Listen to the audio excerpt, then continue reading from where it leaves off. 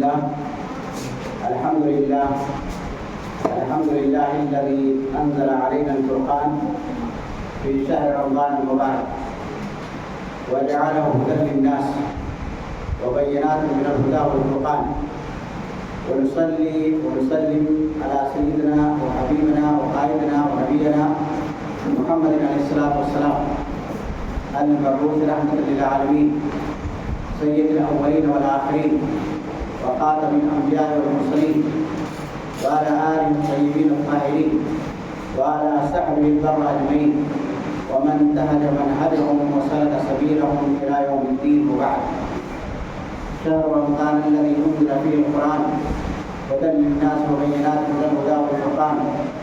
وقال تعالى أيضا: يا أيها الذين آمنوا كتب عليكم الصيام كما كتب على الذين من قبلكم لعلكم تتقون.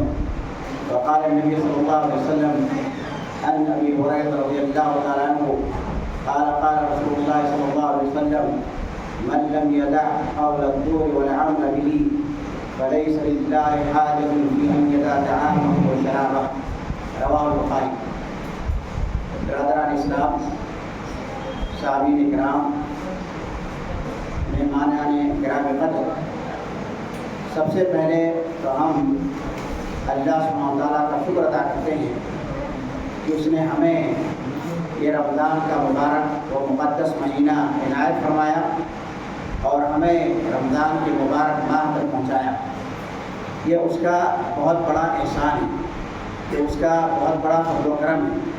ورنہ کتنے لوگ ہیں جو رمضان شروع ہونے سے پہلے اس دنیا سے پوچھ کر گئے. تو ہم سب کو اللہ کا شکر ادا کرنا چاہیے، کیونکہ رمضان یہ بہت بڑی نعمت ہے اللہ سبحانہ تعالیٰ کی ہم مسلمانوں کی. اس کے بعد میں آپ لوگوں کا شکریہ ادا کرتا ہوں کہ آپ لوگ میری دعوت پر یہاں تشریف لائے، اور ہمارے لیے بہت خوشی کی بات ہے. اور خاص طور سے میں اپنے مہمانوں کا بھی شکریہ ادا کرتا ہوں. یہاں پر مولانا رحمۃ اللہ صاحب بھی موجود ہیں، اور اپنی بہن گلناز کا بھی شکریہ ادا کرتا ہوں جو ماشاءاللہ اس معاملے میں بہت ہی سرگرم ہیں، اور ہمارے پڑوسی حدیث صاحب بھی تشریف لے آئے ہیں. اس لیے میں آپ کو یہاں پر بلانے کا مقصد رمضان کے مہینے میں آپ کو یہاں پر بلانے کا مقصد آپ کو پریشان کرنا نہیں یا آپ کو تکلیف پہنچانا نہیں ہے، بلکہ ایک مقصد تو یہ ہے کہ آپ سے تعارف ہو جائے، آپ سے جان پہچان ہو جائے، آپ اس اسکول کو دیکھ لیں، اس جگہ کو دیکھ لیں. اور دوسرا مقصد یہ ہے کہ کچھ دین کی باتیں آپ کے سامنے رکھ دی جائیں، کچھ دین کی باتیں آپ لوگوں کو بتا دی جائیں. کیونکہ آج کے مسلمانوں میں جو سب سے زیادہ کمی ہے وہ کمی یہی ہے، یہ اللہ سبحانہ تعالیٰ کا ہم مسلمانوں کے اوپر بہت بڑا احسان ہے، بہت بڑا فضل و کرم ہے. اس نے دنیا کا سب سے اچھا دین ہم کو دیا ہے، لیکن ہم مسلمان کتنے بدبخت ہیں، ہم مسلمان کتنے بدقسمت ہیں کہ ہم نے اپنے دین کی قدر ہی نہیں، ہم نے اپنے دین کو اہمیت ہی نہیں دی. اگر ہم اپنے دین کی قدر کرتے، اگر ہم اس کے مطابق عمل کرتے، تو آج مسلمان جن پریشانیوں کے اندر مبتلا ہیں وہ تمام پریشانیاں مسلمان کے ختم ہو جائیں. لیکن یہ نہایت افسوس کی بات ہے کہ اللہ سبحانہ تعالیٰ نے مسلمانوں کو دنیا کا سب سے اچھا دین دیا ہے. اس سے بہتر دین آپ دنیا کے اندر پا ہی نہیں سکتے. اور اگر مسلمان حقیقت میں اس دین کے اوپر عمل کریں تو ان کی 100% بیماریاں، برائیاں، پریشانیاں سب ختم ہو جائیں. لیکن ہم مسلمان ہیں، نام کے مسلمان ہیں، دین کو پڑھنے کے لیے، اس کی اہمیت کو سمجھنے کے لیے، اس کی عظمت کو جاننے کے لیے ہمارے پاس ٹائم ہی نہیں ہوتا ہے. دنیا کا ہر کام کر لیں گے، لیکن دین کے بارے میں اگر کوئی کچھ بتائے گا بھی تو اس پر عمل نہیں کریں گے، اور ہمیں توفیق ہی نہیں ہوتی ہے کہ ہم دین کو، اپنے دین کو سمجھیں، اپنے دین کو جانیں. تو یہ بہت بڑی مصیبت ہے، یہ بہت بڑی بیماری ہے مسلمانوں کے اندر. تو یہ رمضان کا مہینہ چل رہا ہے، تو رمضان کی مناسبت سے میں چند باتیں آپ کے گوشے گزار کر دیتا ہوں. پہلی بات تو یہ ہے کہ رمضان کو اللہ سبحانہ تعالیٰ نے کیوں فرض کیا، رمضان کا جو ہے مقصد کیا ہے. تو رمضان کو فرض کرنے کا مقصد یہ ہے، جیسا کہ اللہ سبحانہ تعالیٰ نے خود قرآن مجید کے اندر ارشاد فرمایا ہے: یا ایھا الذین آمنوا کتب علیکم الصیام कमा कुतिबा अलल लज़ीना मिन क़ब्लिकुम लअल्लकुम तत्तक़ून। ये सूरह बकरा की आयत नंबर 183। अल्लाह सुब्हानहू व तआला ने मुसलमानों को बताया कि हमने तुम्हारे ऊपर रोज़ा क्यों फ़र्ज़ किया है, उसका सबसे बड़ा मकसद क्या है। तो अल्लाह ताला फरमाता है, ऐ ईमान वालों, यानी मुसलमानों से कहा जा रहा है, ऐ ईमान वालों, तुम्हारे ऊपर रोज़ा फ़र्ज़ किया गया जैसा कि तुमसे पहले के लोगों पर फ़र्ज़ किया गया था। यानी ये ना समझो कि रोज़ा कोई नई चीज़ है, नहीं, बल्कि रोज़ा एक ऐसी इबादत है जो तुमसे पहले जितनी भी अक़वाम आई हैं सबके अंदर रोज़ा फ़र्ज़ किया गया। इसलिए आप देखिए, हिंदू मज़हब वाले हैं वो भी रोज़ा रखते हैं, अगरचे हमारे और उनके रोज़ा के अंदर इख्तिलाफ है। यहूदी मज़हब वाले हैं वो भी रोज़ा रखते हैं, नसरानी मज़हब वाले हैं वो भी रोज़ा रखते हैं, और दूसरे अदयान वाले वो भी रोज़ा रखते हैं। तो रोज़ा हर कोई रखता है, और रोज़े का हुक्म जो है तमाम अदयान के अंदर और तमाम कौमों के अंदर मौजूद रहा है। और अल्लाह सुब्हानहू व तआला बता रहा है ये कोई नया आर्डर नहीं है, ये कोई नई चीज़ नहीं है, ताकि हम मुसलमानों को इत्मीनान हो जाए और मुसलमानों को ये मालूम हो जाए कि ये कोई मुश्किल चीज़ नहीं है। तो अल्लाह ताला फरमाया, या अय्युहल्लज़ीना आमनू कुतिबा अलैकुमुस्सियाम कमा कुतिबा अलल लज़ीना मिन क़ब्लिकुम लअल्लकुम तत्तक़ून। इस रोज़े का मकसद क्या है? कि अल्लाह सुब्हानहू व तआला हम मुसलमानों को परेशान करना चाहता है, कि अल्लाह सुब्हानहू व तआला हम लोगों को भूखा प्यासा रख करके तकलीफ में मुब्तला करना चाहता है, मशक्क़त में डालना चाहता है? हरगिज़ नहीं। अल्लाह सुब्हानहू व तआला तो बहुत बड़ा मेहरबान है। अल्लाह सुब्हानहू व तआला का मकसद जो है मुसलमानों को परेशान करना नहीं है। ये तो ख़ुद मुसलमान बदबख्त हैं, ख़ुद मुसलमान बदनसीब हैं जो कि रमज़ान का महीना पा करके उसके हुकूक को अदा नहीं करते हैं। और हमारे बहुत सारे भाई ऐसे हैं या हमारी बहुत सारी बहनें ऐसी हैं जो रोज़ा नहीं रखती हैं। ये बहुत बड़ी बदनसीबी की बात है। तो अल्लाह ताला ने फरमाया, लअल्लकुम तत्तक़ून, ऐ मुसलमानों, हमारा मकसद क्या है? तुम्हारे अंदर तक़वा पैदा करना है। तो रोज़े का सबसे बड़ा मकसद क्या है? कि एक मुसलमान के अंदर तक़वा पैदा हो, एक मुसलमान क्या हो? एक मुसलमान मुत्तक़ी बन जाए। ये रोज़े का असल मकसद है जो अल्लाह सुब्हानहू व तआला ने बताया। तो अब सवाल ये है कि तक़वा किसको कहते हैं? तक़वा क्या चीज़ है? उसकी तारीफ़ क्या है? तो उसकी सबसे मुख्तसर तारीफ़ ये है तक़वा की, अल-इत्यानु बिल अवामिर वल इज्तिनाब अनिन नवाही। तक़वा कहते हैं कि अल्लाह सुब्हानहू व तआला ने जितने भी अहकामात दिए हैं उन तमाम अहकाम के ऊपर आप अमल करें, और साथ ही आप क्या करें? बुराइयों से आप दूर रहें, बुराइयों के आप हरगिज़ करीब ना जाएं। यानी अगर कोई आदमी मुत्तक़ी बनना चाहता है, अगर कोई आदमी अपने अंदर तक़वा पैदा करना चाहता है, तो उसके लिए ज़रूरी है कि इस्लाम के तमाम अहकाम पर अमल करें। यानी सिर्फ इबादत के अंदर नहीं कि नमाज़ पढ़ लिया, रोज़ा रख लिया, हज कर लिया, सदका खैरात कर लिया, कुरान की तिलावत नहीं। इकनॉमिक्स के अंदर भी, तिजारत के अंदर भी, बिजनेस के अंदर भी, तालीम के अंदर भी, अपने फैमिली सिस्टम के अंदर भी, अपने सोशल सिस्टम के अंदर भी, जितनी भी चीज़ें हैं सब के अंदर आपको इस्लाम को फॉलो करना है। इस्लाम सिर्फ इबादत करने का नाम नहीं है, बल्कि इस्लाम क्या है? इस्लाम हमें ज़िंदगी गुजारने का तरीक़ा सिखाता है। ऐसा नहीं हो सकता है कि आप इबादत करें लेकिन आप हराम खाएं। अगर आप हराम खाते हैं तो आपकी कोई इबादत कबूल नहीं होगी, आप खुद भी जहन्नम में जाएंगे, और आपने जो हराम पैसे के ज़रिया से जो भी इबादत की है वो सब के सब जहन्नम में डाल दी जाएगी। तो इसी तरह से सूद खाना है, हराम खाना है, सूद खाना है, या कोई भी गलत काम करना है, तो आपको इस्लाम के तमाम अहकाम के ऊपर अमल करना है। ऐसा नहीं चलेगा कि आप अपने घर के अंदर इस्लाम को नाफिज ना करें। और लोग क्या कर रहे हैं? लोग अपने घरों के अंदर इस्लाम को नाफिज नहीं करते।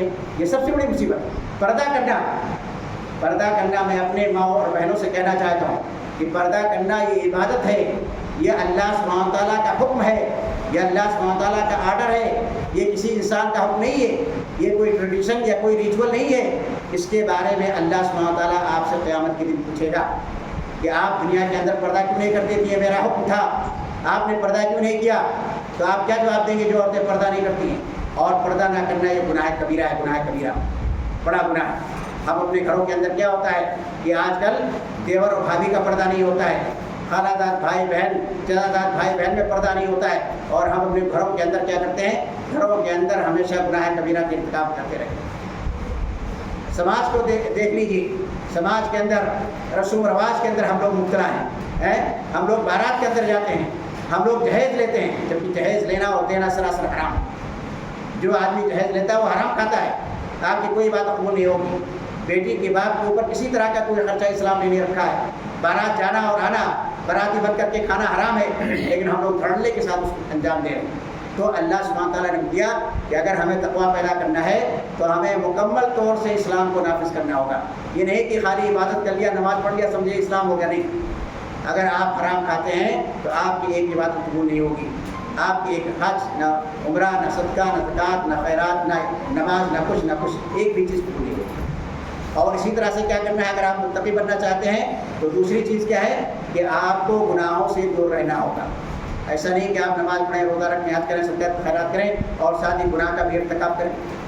آپ جھوٹ بولیں، چغلی کریں اور کیا کریں، حرام کھائیں، شراب خوری کریں. کتنے مسلمان بھائی بہنیں جو کہ شراب پیتے ہیں، کتنی افسوس کی بات ہے کہ شراب جو کہ حرام ہے اور بہت سارے لوگ شراب پیتے ہیں. اسی طرح سے زناکاری کریں یا اسی طرح سے گھوس کھائیں یا اسی طرح سے اپنی ڈیوٹی کو اچھی طرح سے انجام نہ دیں. تو ہر طرح کا گناہ جس سے اسلام نے روکا ہے، ان تمام گناہوں سے ایک مسلمان کو دور رہنا ہوگا. تو اگر ہم تقویٰ پیدا کرنا چاہتے ہیں تو آپ کو یہ بات معلوم ہونی چاہیے کہ اس کے دو پہلو ہیں. ایک تو ہمیں احکام کو فالو کرنا ہوگا، آرڈر کو فالو کرنا ہوگا، اور دوسرا کیا کرنا ہوگا، گناہوں سے بچنا ہوگا. تب ہمارے اندر تقویٰ پیدا ہوگا، ورنہ ہمارے اندر تقویٰ پیدا نہیں ہوگا. اگر کوئی آدمی نماز نہیں پڑھتا کہتا میں متقی ہوں تو اللہ کی قسم وہ جھوٹ بولتا ہے. جو نماز نہ پڑھے، روزہ نہ رکھے، صدقہ خیرات نہ کرے یا جو برائیوں سے دور نہ ہو، وہ کبھی متقی بن ہی نہیں سکتا ہے. تقویٰ کے لیے شرط ہے کہ آدمی احکام کو بجا لائے اور برائیوں سے دور، وہ کبھی متقی بن ہی نہیں سکتا. اب رمضان کو اللہ سبحانہ تعالیٰ اس لیے، تو اب تقویٰ کیسے حاصل ہوگا، یہ بھی ایک سوال ہے. تقویٰ ہمارے اندر کیسے پیدا ہوگا، تو اسی وقت پیدا ہوگا جب ہم احکام کو بجا لائیں اور برائیوں سے دور رہیں. اللہ تعالیٰ نے، اللہ کے نبی نے بہت سارے احادیث کے اندر اس کی ہدایت دے دی کہ ہمیں اپنے اندر تقویٰ کس طرح سے پیدا کرنا ہے. اللہ کے نبی فرمایا من لم يدع قول الزور والعمل به فليس لله حاجة في ان يدع طعامه وشرابه.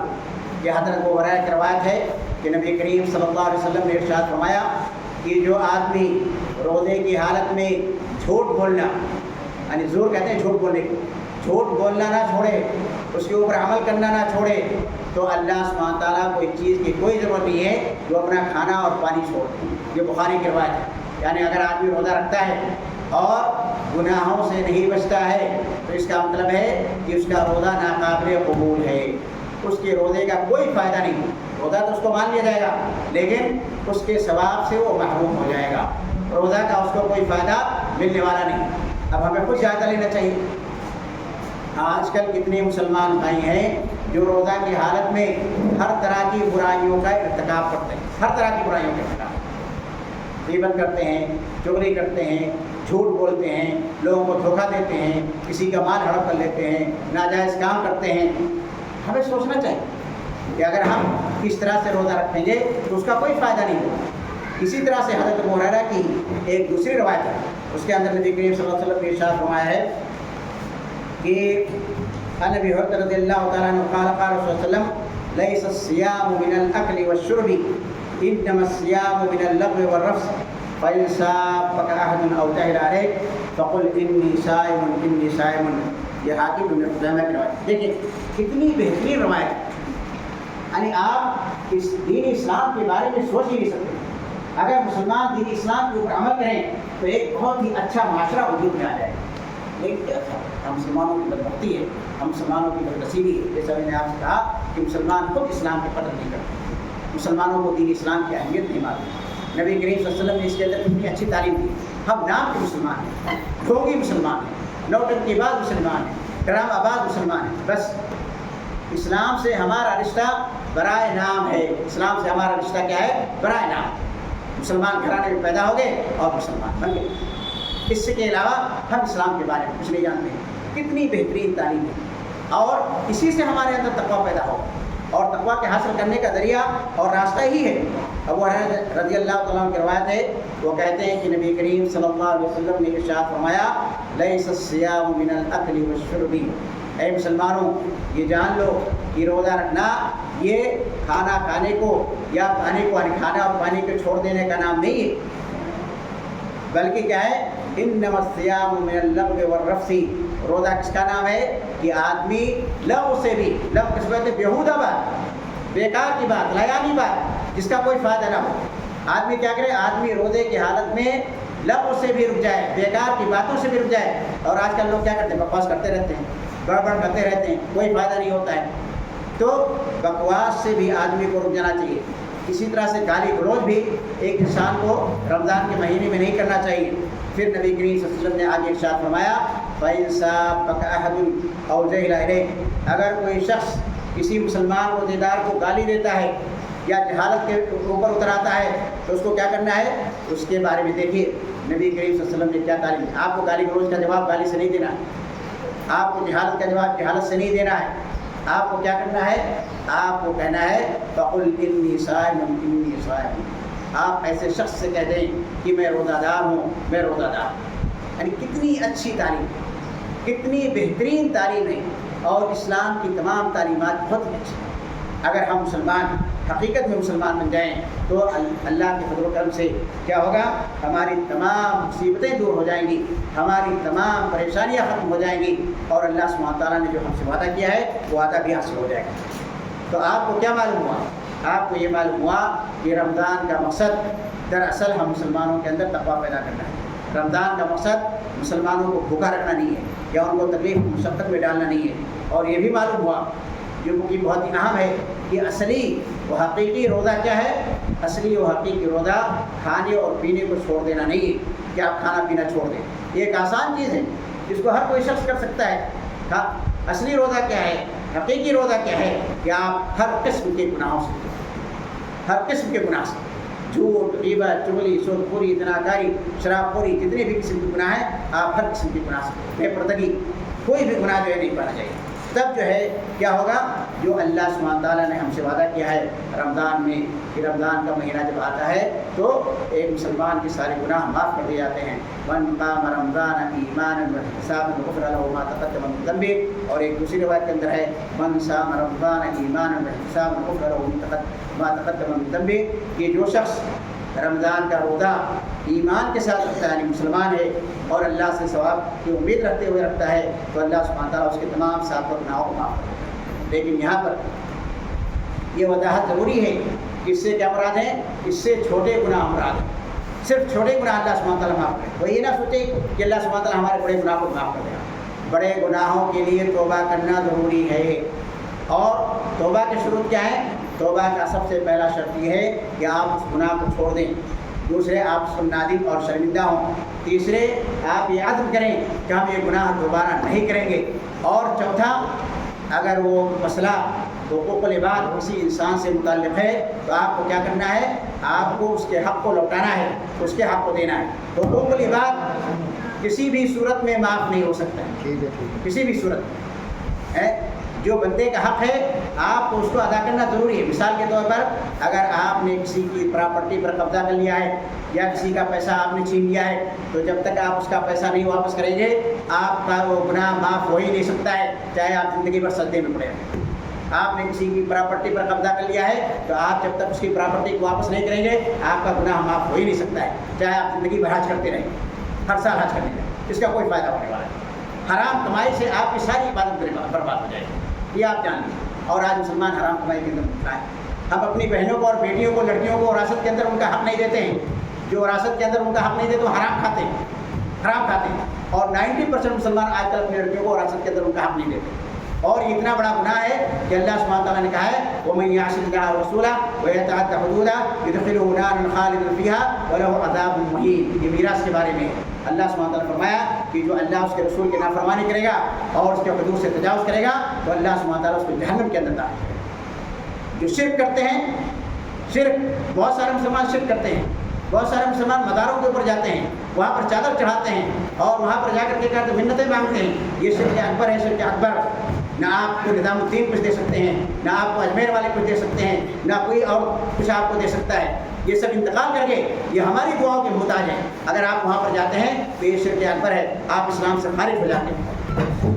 اور شرک کے بارے میں اللہ سبحانہ وتعالیٰ نے فرمایا ہے وَمَن يُشْرِكْ بِاللَّهِ فَقَدْ حَرَّمَ اللَّهُ عَلَيْهِ الْجَنَّةَ وَمَأْوَاهُ النَّارُ وَمَا لِلظَّالِمِينَ مِنْ أَنصَارٍ، کہ جو اللہ سبحانہ وتعالیٰ کے ساتھ شرک کرے گا تو اللہ سبحانہ وتعالیٰ نے اس کے اوپر جنت کو حرام قرار دے دیا ہے۔ مشرک کے لیے جنت کے اندر داخل ہونا ہے فقد حرم اللہ علیہ الجنہ ومأواہ النار، اور اس کا ٹھکانہ جہنم ہے اور وہ اس کے اندر ہمیشہ ہمیشہ رہے گا۔ وما للظالمین من انصار، اور ظالموں کا کوئی مددگار نہیں ہوگا۔ تو میرے مسلمان بھائیوں، آپ مسلمان بنے ہیں تو نوٹنکی بعد مسلمان بنیے، ڈھونگی بعد مسلمان مت بنیے، ڈرامے بعد مسلمان مت بنیے، اسلام کے اوپر عمل کیجیے۔ آپ یقین جانیے کہ قیامت کے دن آپ سے ایک ایک پائی کا حساب لیا جائے گا، ایک ایک پائی کا حساب کہ آپ نے کہاں سے کمایا تھا، کہاں سے خرچ کیا تھا۔ اسی طرح سے آپ کی زندگی کا ایک ایک سیکنڈ کا حساب آپ سے لیا جائے گا۔ آپ یہ مت سوچیے کہ زندگی آپ کی ہے، آپ چاہے جس طرح سے گزار دیں، ایک ایک سیکنڈ کا حساب آپ سے قیامت کے دن لیا جائے گا۔ لہذا اسلام کے اوپر عمل کیجیے۔ میں یہی پیغام آپ کو دینا چاہتا تھا، اور میں نے اسی مقصد کے ساتھ آپ کو بلایا تھا کہ اپنی ماں اور بہنوں کے ساتھ، اپنے بھائیوں کے ساتھ کچھ دین اسلام کی باتیں ہو جائیں گی، کچھ دین کی باتیں ان کو بتا دی جائیں گی۔ تو امید ہے کہ میرا پیغام آپ تک پہنچ گیا ہوگا۔ اسی طرح سے میں اپنی ماں اور بہنوں سے اور یہاں جو لوگ حاضر ہیں میں ان سے بھی کہنا چاہتا ہوں کہ یہ اسکول جو یہاں پر ہے یہ آپ کی خدمت کے لیے۔ ہم یہاں پر شام کا بھی اسکول چلاتے ہیں جس میں بچوں کو دینی تعلیم دی جاتی ہے۔ آپ اپنے بچوں کو یہاں پر بھیجیے، مفت میں ہے، کوئی چارج نہیں لگتا ہے۔ آپ اپنے بچوں کو یہاں پر داخلہ کیجیے۔ اور اسی طرح سے سنڈے کا اسکول یہاں پر چلتا ہے۔ سنڈے یہ بالغوں کے لیے، عورتوں کے لیے ہے، مردوں کے لیے ہے، جو قرآن کو پڑھنا چاہتے ہیں، جو دنیا کی تعلیم حاصل کرنا چاہتے ہیں۔ آپ یہاں پر آئیے، اپنا نام لکھائیے، یہ آپ کے لیے موقع ہے۔ اگر آپ نے اس کے اندر جو ہے کوئی کوتاہی کی تو پھر آپ کے اندر کیا ہو جائے گا، بہت ساری مصیبت اور پریشانی ہو جائے گی۔ تو یہ بہت ساری چیزیں ہیں جو آپ کے سامنے رکھی گئی، آپ اس کو جو ہے یعنی دیکھیے اور اس کے اوپر کیا کیجیے، اس کے اوپر عمل کیجیے۔ تو لہذا آپ کے لیے ضروری ہے کہ ان تمام چیزوں پر آپ کیا کریں، آپ دھیان دیں، ان تمام چیزوں کے اوپر کیا کریں، آپ دھیان دیں۔ تو میرے بتانے کا مقصد یہ ہے کہ آپ کا تعارف ہو گیا، آپ کو رمضان کا مقصد بتا دیا گیا، اور دوسری بہت ساری چیزوں کی وضاحت کر دی گئی۔ تو آپ اس کے اندر اور جو چیزیں احادیث کی روشنی میں آپ کو بتائی گئی ہیں، آپ اس کے بارے میں غور و فکر سے کام لیجیے، اور اسی طرح سے آپ دوسرے لوگوں کو بھی اس سوسائٹی سے جوڑیے۔ اس سے آپ دوسرے لوگوں کو بھی قریب کیجیے۔ آپ نے اس کے بارے میں جان لیا ہے تو آپ اس کے بارے میں دوسرے لوگوں کو بھی بتائیے۔ اب میں آخر میں اللہ سبحانہ تعالیٰ سے دعا کرتا ہوں کہ اللہ تعالیٰ تو ہم تمام مسلمانوں کو اسلام کے مطابق عمل کرنے کی توفیق عطا فرما۔